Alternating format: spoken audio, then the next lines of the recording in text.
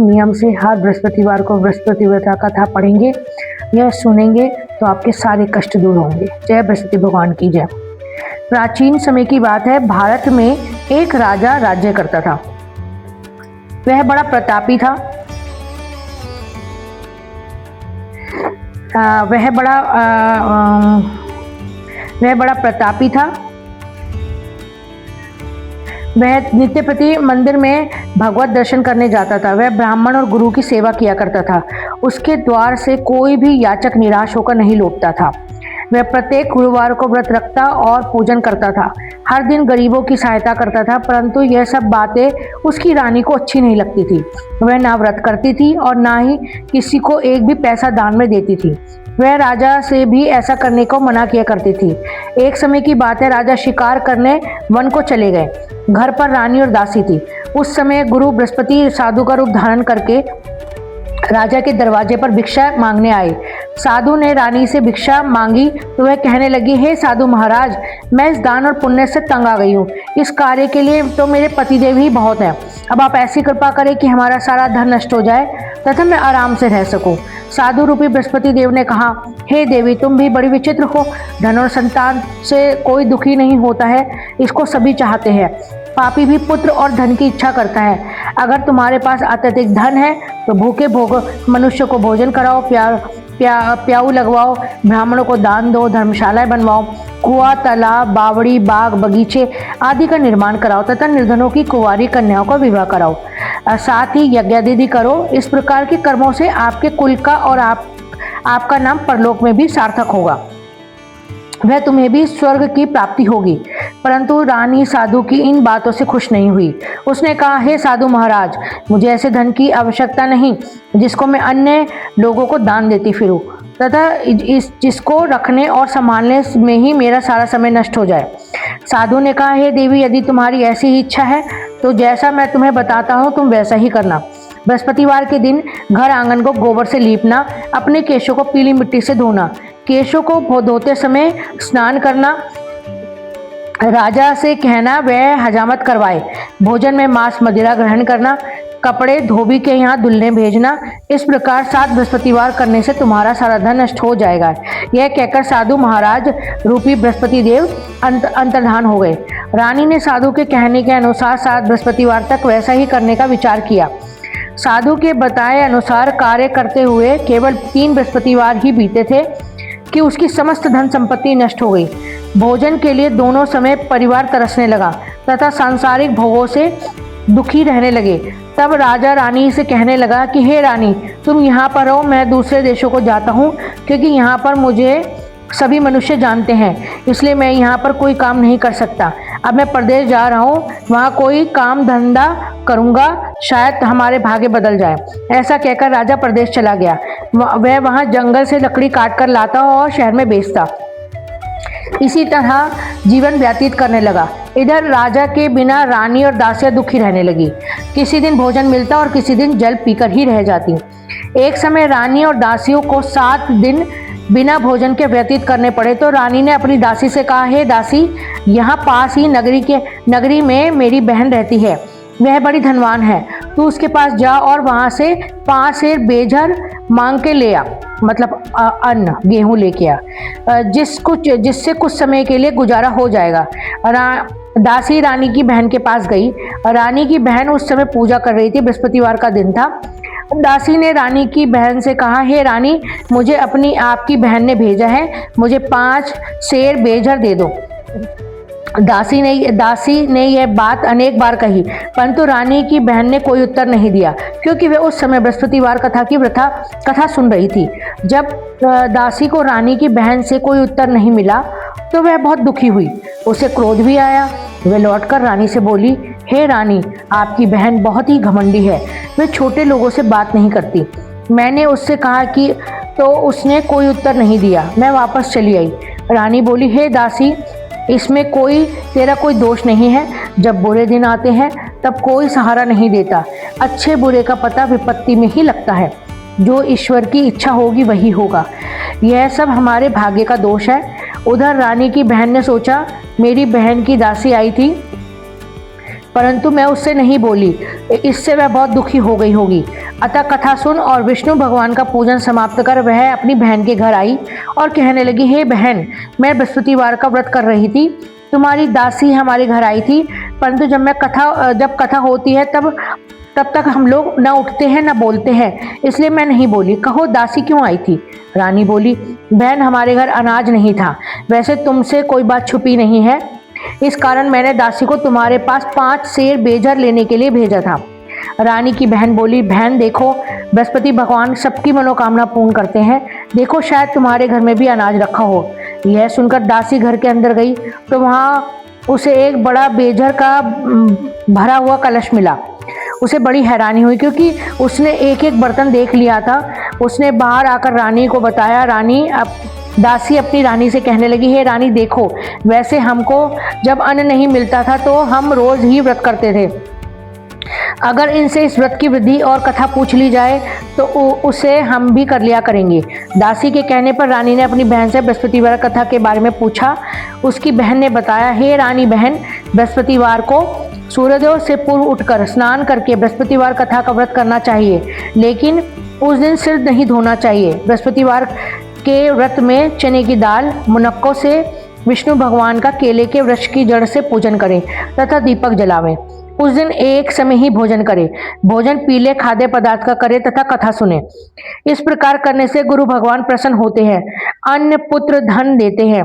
इस तरह व्रत और पूजन की वृत्ति बताकर रानी की बहन अपने घर लौट आई। रानी और दासी दोनों ने निश्चय किया कि बृहस्पति देव भगवान का पूजन जरूर करेंगे। 7 दिन बाद जब बृहस्पतिवार आया तो उन्होंने व्रत किया। गुड़साल में जाकर चना और गुड़ बीन लाई तथा उसकी दाल से केले की जड़ से मैं विष्णु भगवान का पूजन किया। अब भोजन कहाँ से लाएं? दोनों बड़ी दुखी हुई, परंतु उन्होंने व्रत किया था, इस कारण बृहस्पति देव भगवान प्रसन्न थे। वे एक साधारण व्यक्ति के रूप में दोनों थालों में सुंदर पीला भोजन लेकर आए और दासी को देकर बोले, हे दासी, यह भोजन तुम्हारे और रानी के लिए है, तुम दोनों करना। दासी भोजन ले पाकर बड़ी प्रसन्न हुई और रानी से बोली, रानी जी भोजन कर लो। रानी को भोजन के बारे में पता नहीं था, इसलिए वह दासी से बोली, जा तू ही भोजन कर ले, क्योंकि तू हमारी व्यर्थ में हंसी उड़ाती है। दासी बोली, एक व्यक्ति अभी भोजन दे गया है। रानी कहने लगी, वह भोजन तेरे लिए दे गया है, तू ही भोजन कर। दासी ने कहा, वह व्यक्ति हम दोनों के लिए 2 थालों में भोजन दे गया है, इसलिए मैं और आप दोनों ही साथ साथ भोजन करेंगी।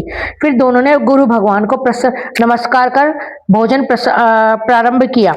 उसके बाद से वे प्रत्येक बृहस्पतिवार को गुरु भगवान का व्रत और पूजन करने लगी। बृहस्पति भगवान की कृपा से उनके पास धन हो गया। परंतु रानी फिर पहले की तरह ही आलस्य करने लगी। तब दासी बोली, देखो रानी, तुम पहले भी इस प्रकार आलस्य करती थी, तुम्हें धन के रखने से कष्ट होता था, इस कारण सभी धन नष्ट हो गया।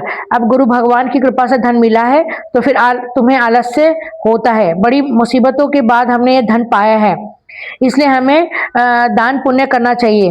तुम भूखे मनुष्य को भोजन कराओ, प्याऊ लगवाओ, ब्राह्मणों को दान दो, कुआं, तालाब, बावड़ी आदि का निर्माण करवाओ, मंदिर, पाठशाला बनवाकर दान दो, कुंवारी कन्याओं का विवाह करवाओ, धन को शुभ कार्यों में खर्च करो, जिससे तुम्हारे कुल का यश बढ़े तथा स्वर्ग प्राप्त हो और पितृ प्रसन्न हो। दासी की बात मानकर रानी ने इस प्रकार के कर्म करने प्रारंभ कर दिए, जिससे उनका काफी यश फैलने लगा। एक दिन रानी और दासी आपस में विचार करने लगे, ना जाने राजा किस दशा में होंगे, उनकी कोई खोज खबर नहीं है। गुरु भगवान से उन्होंने प्रार्थना की कि भगवान ने रात्रि में राजा को स्वप्न में कहा, हे राजा उठ, तेरी रानी तुझको याद करती है, अब अपने देश को लौट जा। राजा प्रातःकाल उठकर जंगल से लकड़ियां काटकर लाने के लिए जंगल की ओर चल पड़ा। जंगल से गुजरते हुए वह सोचने लगा, रानी की गलती से कितने दुख भोगने पड़े। राजपाट छोड़कर उसे जंगल में आकर रहना पड़ा। जंगल से लकड़ियां काटकर उन्हें बेचकर गुजारा करना पड़ा। उसी समय उस जंगल में बृहस्पति देव एक साधु का रूप धारण करके आए और राजा के पास आकर बोले, हे लकड़हारा, तुम इस सुनसान जंगल में किस चिंता में बैठे हो, मुझे बतलाओ। यह सुनकर राजा ने नेत्र में जल भराया और साधु की वंदना कर बोला, हे प्रभु, आप सब कुछ जानने वाले हैं। इतना कहकर राजा ने साधु को अपनी संपूर्ण कहानी सुना दी। महात्मा तो भगवान से ही दयालु होते हैं। वे राजा से बोले, हे राजा, तुम्हारी पत्नी ने बृहस्पति देव के प्रति अपराध किया था, जिसके कारण तुम्हारी ये दशा हुई है। अब तुम किसी प्रकार की चिंता मत करो, भगवान तुम्हें पहले से भी अधिक धनवान करेंगे। देखो, तुम्हारी पत्नी ने बृहस्पतिवार का व्रत करना आरंभ कर दिया है। अब तुम भी बृहस्पतिवार का व्रत करके चने की दाल व गुड़ और जल के लोटे में डालकर केले के पत्ते से भगवान विष्णु का पूजन करो। फिर कथा कहो या सुनो, भगवान तुम्हारी सब मनोकामना पूर्ण करेंगे। साधु को प्रसन्न देखकर राजा बोला, हे प्रभु, मुझे लकड़ी बेचकर इतना पैसा भी नहीं बचता जिससे भोजन करने के उपरांत कुछ बचा सकूं। मैंने रात्रि में रानी को बहुत व्याकुल देखा है। मेरे पास कोई साधन नहीं जिससे समाचार जान सकूं। फिर मैं बृहस्पतिवार की कथा कौन सी कहानी कहूं या सुनूं, मुझे तो कुछ भी मालूम नहीं है। साधु ने कहा, हे राजा, तुम किसी बात की चिंता मत करो। बृहस्पतिवार के दिन तुम रोजाना की तरह लकड़ियां लेकर शहर में जाओ। तुम्हें रोज से दोगुना धन प्राप्त होगा, जिससे तुम भली भांति भोजन कर लोगे तथा बृहस्पति की पूजा का सामान भी आ जाएगा। बृहस्पतिवार की कथा इस प्रकार है। प्राचीन काल में एक बहुत ही धनवान ब्राह्मण था। उसके कोई संतान नहीं थी। वह नित्य प्रति पूजन पाठ करता, परंतु उसकी स्त्री बहुत मालिनता के साथ रहती थी। वह ना स्नान करती थी, ना ही किसी देवता का पूजन करती। प्रातःकाल उठकर ही सर्वप्रथम भोजन करती, बाद में कोई अन्य कार्य करती। ब्राह्मण देवता बहुत ही दुखी रहते थे। पत्नी को बहुत समझाते, किंतु उसको कोई परिणाम न निकलता। भगवान की अनुकंपा से एक समय उस ब्राह्मण की पत्नी गर्भवती हुई और 10वें महीने एक सुंदर कन्या का जन्म हुआ। निर्धन ब्राह्मण कन्या के जन्म से बहुत दुखी हुआ। धीरे धीरे ब्राह्मण की कन्या बड़ी होने लगी। बचपन से ही उस कन्या की रुचि भगवान विष्णु की पूजा में थी। वह प्रातः उठते ही स्नान आदि करके भगवान विष्णु की पूजा करने मंदिर में जाती थी। बृहस्पतिवार को व्रत करके विधिवत पूजा पाठ करती। पूजा पाठ के बाद वह पढ़ने के लिए पाठशाला में जाती थी। घर से चलते हुए वह मुट्ठी भर जौ लेकर जाती और पाठशाला के रास्ते में थोड़े थोड़े जौ गिराती जाती। जब वह पाठशाला से आकर लौटती तो जौ के दाने सोने के बदले हुए मिलते। लड़की उस सभी सोने के दाने बीनकर लाती थी। एक दिन जब वह सोने के दानों को साफ कर रही थी तो उसकी माँ ने कहा, बेटी, सोने के दाने साफ करने के लिए सोने का सूप भी होना चाहिए। अगले दिन बृहस्पतिवार का दिन था। उस समय भगवान बृहस्पति देव की पूजा करते हुए प्रार्थना की, हे भगवान, यदि मैंने आपका व्रत विधिवत किया तो मुझे सोने का सूप दे दो। भगवान बृहस्पति देवता ने उसकी मनोकामना पूर्ण करने का वचन दिया। पाठशाला से लौटते समय उसे रास्ते में सोने का सूप पड़ा हो मिला। घर लौटकर सोने का सूप अपनी माँ को दिखाकर वह सोने के दाने साफ करने लगी। उसी समय नगर का राजकुमार अपने उसके घर के पास से गुजरा। उसने सुंदर लड़की को सोने के सूप में जौ साफ करते हुए देखा। राजकुमार उस पर मोहित हो गया। महल में लौटकर राजा से उस लड़की से विवाह करने की इच्छा प्रकट की। तो राजा ने ब्राह्मण को महल में बुलाकर राजकुमार से लड़की के विवाह की बात कही। ब्राह्मण तैयार हो गया। धूमधाम से उस लड़की का विवाह राजकुमार से हो गया। दुल्हन बनकर ब्राह्मण की लड़की महल में चली गई। लड़की के चले जाने से ब्राह्मण फिर निर्धन हो गया। उसे कई दिन भोजन भी नहीं मिलता था। बहुत दुखी होकर ब्राह्मण एक दिन अपनी लड़की के पास गया। अपने पिता से निर्धनता का समाचार सुनकर बहुत सा धन देकर पिता को विदा किया। उस धन से ब्राह्मण ने कुछ दिन तो आराम से गुजर गए, लेकिन जल्दी ही भूखों मरने की हालत हो गई। ब्राह्मण अपनी लड़की से धन लेने के लिए फिर महल में पहुंचा। लड़की ने पिता को बुरी हालत देखकर कहा, पिताजी, आखिर कब तक मुझसे धन लेकर जीवन यापन करेंगे? आप कोई ऐसा उपाय क्यों नहीं करते जिससे आपका घर धन संपत्ति से भर जाए? ब्राह्मण ने कहा, मैंने तेरी माँ को बहुत समझा लिया, पर उसकी समझ में नहीं आता। उसका फुहड़पन नष्ट हो तो घर की निर्धनता भी दूर हो जाए। तब कुछ सोचकर लड़की ने पिता से कहा, पिताजी, आप कुछ दिनों के लिए माँ को मेरे घर छोड़ाओ। तब कुछ सोचकर ब्राह्मण की पत्नी को लड़की के पास महल में छोड़ आया। लड़की ने अपनी माँ से कहा, माँ, तुम प्रातःकाल उठकर स्नान आदि करके भगवान बृहस्पति देव विष्णु जी का पूजन अवश्य करना। पूजन करने से तुम्हारी निर्धनता अवश्य दूर हो जाएगी। लेकिन उसकी माँ ने उसकी कोई बात नहीं मानी। वह क्रोधित होकर लड़की ने अपनी माँ को एक कक्ष में बंद कर दिया। सूर्योदय के समय माँ को उठाकर जबरदस्ती उसे स्नान कराया और फिर मंदिर में ले जाकर भगवान विष्णु देवता की पूजा करवाई। कुछ दिनों तक ऐसा करने से माँ की बुद्धि में परिवर्तन हुआ और वह बृहस्पतिवार का व्रत कर रखने लगी। उसके व्रत रखने से ब्राह्मण के घर में भगवान विष्णु की अनुकंपा से धन की वर्षा होने लगी। दोनों पति पत्नी धन संपत्ति पाकर आनंद पूर्वक जीवन यापन करते हुए विष्णु धाम को चले गए। लकड़हारा बने राजा ने उस साधु से भगवान बृहस्पति देव की कथा सुनकर बृहस्पतिवार का व्रत करके भगवान विष्णु की पूजा की। उस दिन से उसके सभी कलेश दूर हो गए। लेकिन अगले बृहस्पति को कामकाज के इसमें अधिक व्यस्त होने के कारण उसने भगवान बृहस्पति देवता का व्रत नहीं किया। भगवान बृहस्पति देव लकड़हारे से क्रोधित हो गए और उसे भूल की सजा दी। उस दिन नगर के राजा ने घोषणा करके सबको सूचित किया, प्रत्येक नागरिक मेरे महल में भोजन करने के लिए आए। जो नहीं आएगा उसे अपराधी मानकर भारी दंड दिया जाएगा। लकड़हारा बने राजा ने उस नगर के राजा की घोषणा तो सुनी, लेकिन जंगल से लकड़ी काटकर लाने और उन्हें बेचने में देर हो जाने के कारण वह समय पर महल में भोजन करने नहीं जा सका। अतः राजा के सैनिक लकड़हारे को पकड़कर महल में ले गए। राजा ने उसे महल के एक कक्ष में बैठाकर भोजन कराया। उस कक्ष में एक खूंटी पर रानी का सोने का हार लटका हुआ था। लकड़हारा अकेला उस कक्ष में भोजन कर रहा था। तभी उसने एक आश्चर्यजनक घटना घटती देखी। देखते ही देखते वह खूंटी हार को निगल गई। थोड़ी देर के बाद राजा ने हार को गायब देखा तो लकड़हारे को कारावास में डलवा दिया। लकड़हारा मन ही मन अपने भाग्य को कोसने लगा। तभी उसने जंगल में मिले साधु का स्मरण हो आया। थोड़ी देर में भगवान बृहस्पति देव सन्यासी के रूप में उसके सामने प्रकट हुए और कहा, हे लकड़हारे, तूने भगवान बृहस्पति देव की पूजा नहीं की, इसी कारण तुम्हें कष्ट हुआ है। लेकिन अब तुम चिंता मत करो। बृहस्पतिवार के दिन कारागार के दरवाजे पर तुम्हें कुछ पैसे पड़े हुए मिलेंगे। उन पैसों से भगवान बृहस्पति देवता का पूजन करके उनकी पूजा करोगे तो तुम्हारे सब दुख नष्ट हो जाएंगे। बृहस्पतिवार के दिन दरवाजे पर पड़े मिले पैसों से चने और गुड़ मंगाकर लकड़हारे ने बृहस्पतिवार की कथा कही तो भगवान बृहस्पति देव ने प्रसन्न होकर उस नगर के राजा को स्वप्न में लकड़हारे को कारागार से मुक्त करने को कहा। सुबह राजा ने अपने कक्ष में आकर देखा तो खूंटी पर रानी का हाथ टंगा हुआ था। राजा ने लकड़हारे को मुक्त किया और उसे धन और आभूषण देकर विदा किया। लकड़हारा बना राजा उस नगर से चलकर अपने नगर में पहुंचा तो उस नगर में कुएं, धर्मशाला, बाग बगीचे देखकर बहुत प्रसन्न हुआ। राजा ने किसी से पूछा, ये कुएं, धर्मशालाएं किसने बनवाई हैं? सबने उसे बताया कि ये सब रानी और उसकी दासी ने बनवाए हैं। राजा महल में पहुंचा तो रानी ने उसका भव्य स्वागत किया। तब राजा ने निश्चय किया कि सप्ताह में एक बार तो सभी बृहस्पति देवता व्रत और पूजन करते हैं, परंतु मैं प्रतिदिन व्रत किया करूंगा तथा दिन में 3 बार कथा कहा करूंगा। अब राजा हर समय दुशाले में चने की दाल बांधे रहता तथा दिन में 3 बार बृहस्पति देवता की कथा कहता। कुछ दिनों के बाद राजा को अपनी बहन की याद आई। एक दिन घोड़े पर सवार होकर राजा अपनी बहन से मिलने गया।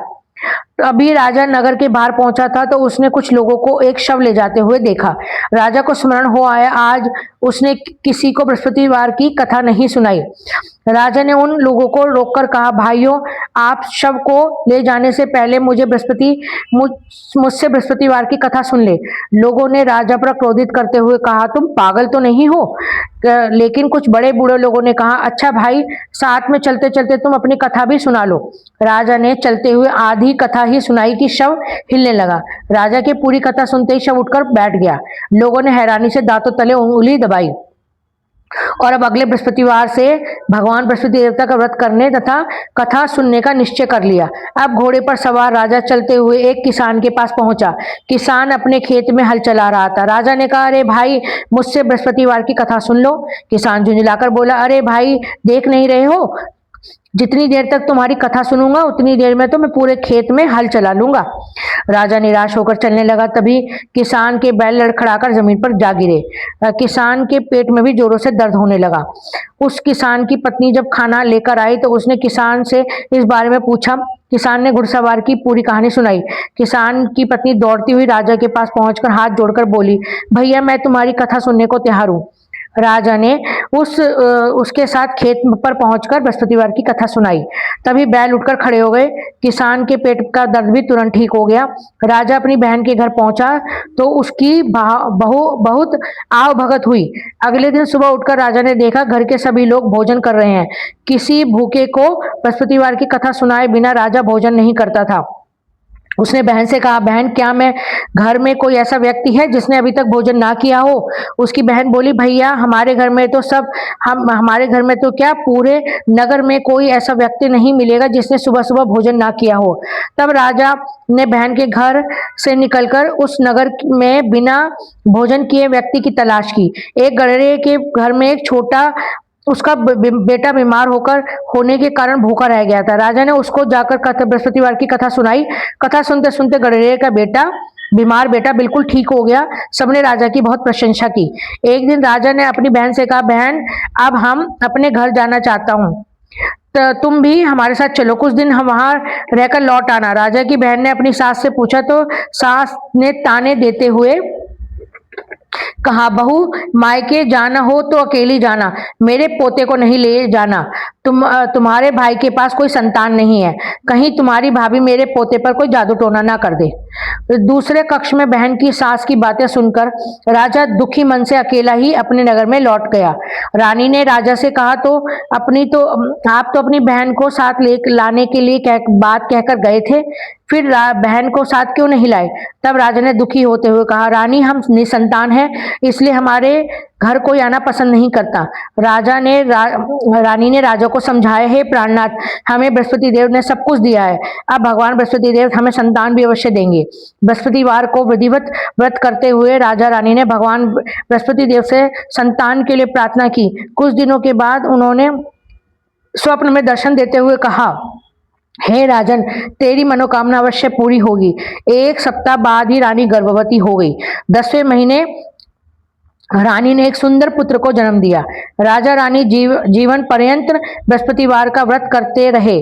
उनके घर में धन की वर्षा होती रही। इस तरह आनंद पूर्वक जीवन यापन करते हुए राजा रानी भगवान बृहस्पति देव की अनुकंपा से मोक्ष को प्राप्त करते सीधे बैकुंठ धाम पहुंच गए।